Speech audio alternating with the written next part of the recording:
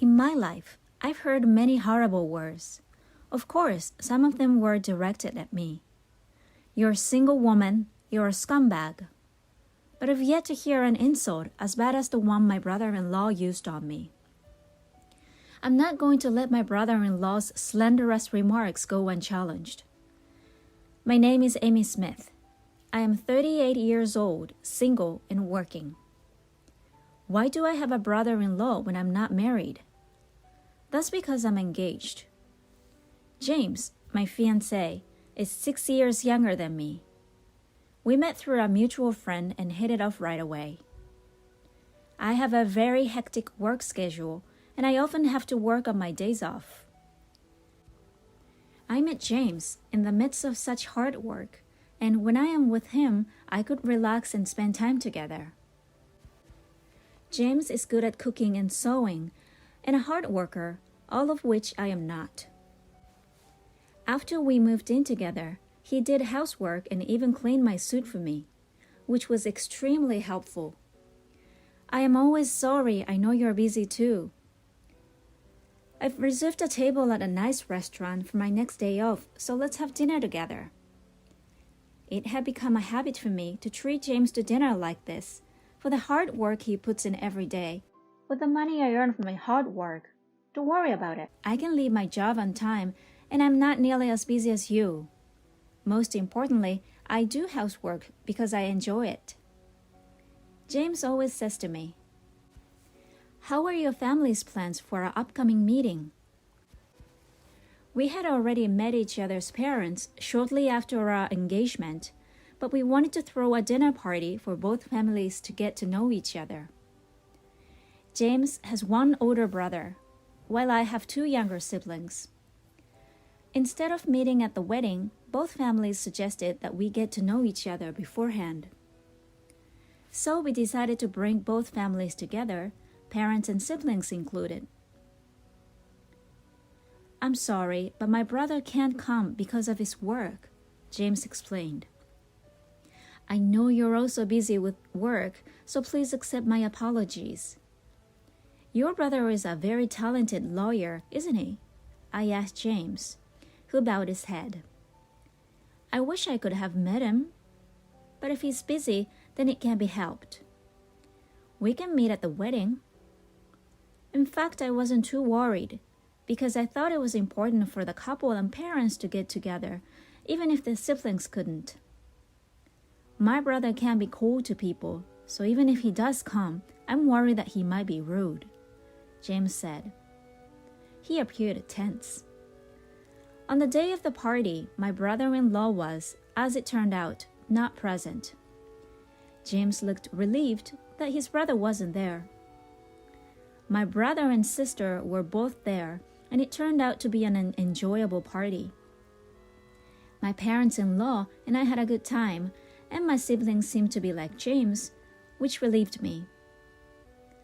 It was a fantastic opportunity, and I only wish I had met my brother-in-law. The day came to an end with that in mind. I never imagined that when I met my brother-in-law later, I would think he was such a rude person, and that it was a good thing I didn't meet him at the dinner party. My mother and I were at the university hospital one day. My mother wasn't feeling well, so she was referred to this university hospital for a thorough examination after visiting a clinic near my parents' house. Other than palpitations and dizziness, there was nothing to worry about, but I decided to take my mother to hospital in case anything happened to her before the wedding. My mother, who is in her mid-60s, appears young, but she could be diagnosed with a serious illness at any time. She had worried me by delaying marriage until she was in her 40s, and I felt I owed her for raising my brothers and sisters so well. "Why don't I pay for you to have a thorough checkup, Mom?" I suggested. I had never felt so strongly before. This is what I have been earning money for. I want to assist in situations like this because I can't take time off from my family. Because the test could not be completed in one day, we had to go to the hospital several times. The tragedy occurred during the second of several hospital visits. The university hospital was extremely crowded that day with long lines. My mother and I were waiting for our turn with a cup of hot tea in a space away from the waiting area where we could eat and drink. My phone then rang. It could be a work call. I left my tea with my mother and went to a location where I could take the call. It was indeed a work-related call. It was a call to check that I was not going to change my surname at work when I joined the family register. I returned to my mother after the phone call and I heard some yelling. What was she screaming at in the hospital? I hope my mother is all right. When I realized the yelling was aimed at my mother, I dashed over to her. My mother rose from her seat and bowed repeatedly to the man in the suit. Who is he? He was wearing an expensive-looking suit as well as a luxurious-looking watch and shoes. Pullback hair, full of pride. The man who is yelling at my mother looks like a debt collector. He didn't appear to be my mother's friend, so I inquired as to what was going on.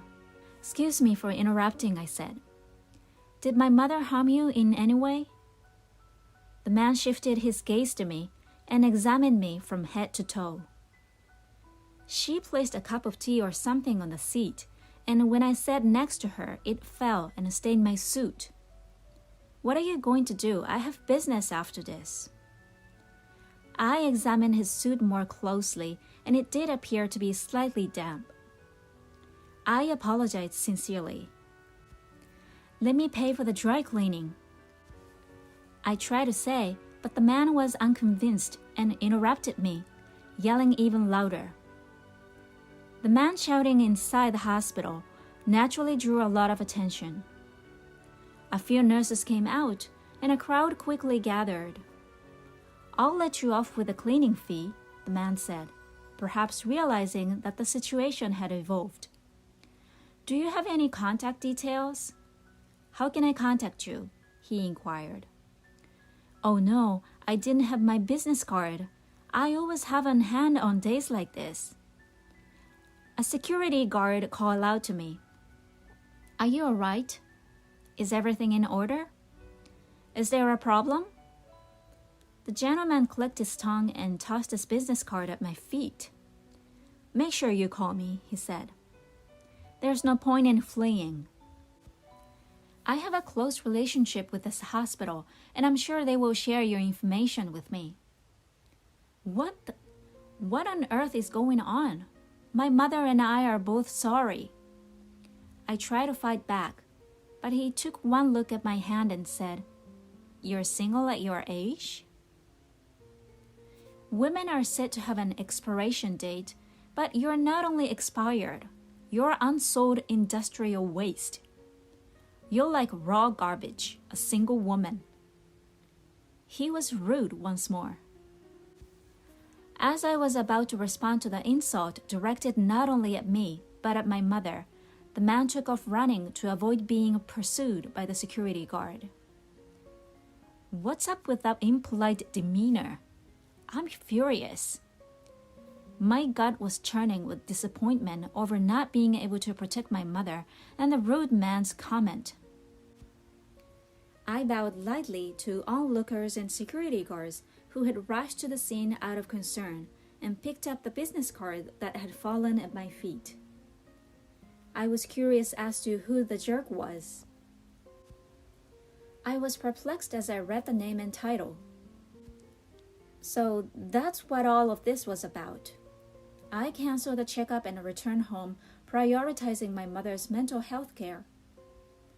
I'll never forget that guy. I'm sure I'll make him regret his rant against me and my mother. I went to the courthouse about a week later. Of course, it wouldn't be like in America, going to court over a stain on a suit. I saw a man I recognized walking toward me from the end of the main hall as I moved through the familiar halls, my heels clacking on the floor. I knew it. What should I say to him? I wondered. As I was thinking, he looked up at me as I passed him and said, "You're the trashy single woman from the other day, aren't you? You've got to be kidding me. What exactly are you doing here? This isn't the place for you." "Yes, this is the same man who assaulted my mother and me the day before." I wanted to say something harsh to him right now, but I have an evil side to me. Every day I think about how I want to completely destroy evil by using my strong sense of justice. "Oh, I'm very sorry about the other day. I believe you are Tom Dixon of the Honeywell Law Office." I brushed aside his rude outburst as I remembered his business card that had been thrown at me the day before. The man took offense and started talking about the suit incident, his mouth twisting in a nasty way. "I had an appointment with a client at the hospital after that," he explained, "and you embarrassed me."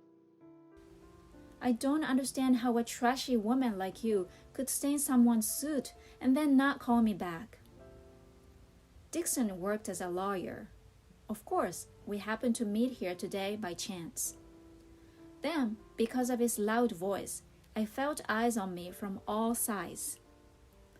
Lawyer Dixon began taunting me in a loud voice that people in the aisles could hear. I guess he wants to brag, even though I'd have to call security if this continues. There are many men like this in the legal profession. I was shaking my head, which irritated Dixon even more. "Mr. Dixon, what's with your loud voice?" said someone behind me. Someone approached me and asked, "Mr. Dixon, what's wrong?" When Dixon saw the man who owned the voice, he changed his tone and mumbled, "Oh no, this woman." As he took a business card from his card case, the man looked up at me and gasped. When I picked up his business card, it said, "Attorney Honeywell, partner at Honeywell Law Office." This man must be Dixon's boss and the firm's CEO. As soon as he realized who I was, he began shaking and bowing at a 90-degree angle to greet me. "Gosh, it's been a while," he exclaimed. "Dixon, my subordinate, has been extremely rude to you. Please accept my apologies." Then Attorney Dixon, who had no idea what was going on. "Mr. Honeywell, what's going on?" "What's going on, Mr. Honeywell? Are you familiar with this lady?"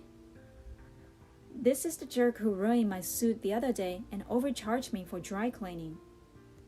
Mr. Honeywell, who had turned blue, then grabbed Mr. Dixon by the scruff of the neck and forced him to bow. "Ouch! What exactly are you doing?" Honeywell spoke quietly to Dixon. "How dare you, Dixon? This woman is a prosecutor, and she's my former boss, Smith, who always wins every case she takes on." Lawyer Dixon was perplexed. He couldn't believe the single woman he'd called garbage was a prosecutor. "Yes, I am a lawyer. Since I was a child, I have been unable to overlook injustice, and I was torn between becoming a police officer and a lawyer, and I chose the latter. I became a lawyer because I wanted to bring criminals to justice, even if I couldn't catch them with my own hands. I wanted to bring the criminals to justice and judge them under the law. Now I work for the prosecution after being invited by a former colleague to advance my career. As a result, I am frequently in and out of the courtroom for work. By the way, Mr. Honeywell is afraid of me because I looked after him when he was a rookie. He's a serious man, but he's in trouble because the bond between a trainer and a rookie never fades." Attorney Dixon, who had come to a halt in shock, wanted to say something, but I wouldn't let him. "You've grown into a fine man, Mr. Honeywell," I said. "Mr. Dixon, I will pay your cleaning bill without delay. I apologize for being so busy with work. Is that okay, brother-in-law?" "Brother-in-law?" said Lawyer Dixon, his mouth agape. "No way, James's fiancé?" he said aloud as he froze. I looked up at the business card he had thrown at me the other day to see if I could figure out what was going on. This rude man was, indeed, my brother-in-law, who had missed our wedding due to work. As I watched my brother-in-law, I noticed his face turn pale. As a lawyer, you know that comments like, "A single woman is garbage," are considered insulting. I was prepared to pay for the dry cleaning, but your response was appalling. You can be sentenced to 1 year's imprisonment or a fine of no more than $3,000, or both. Which do you prefer? As I said this, I smiled. Attorney Dixon finally fell to his knees and bowed his high head, realizing that his position was in jeopardy. Please forgive me if the press finds out. I suppose assertive lawyers are more aware of the media. Sometime later, I had a successful wedding and now thoroughly enjoying newlywed life.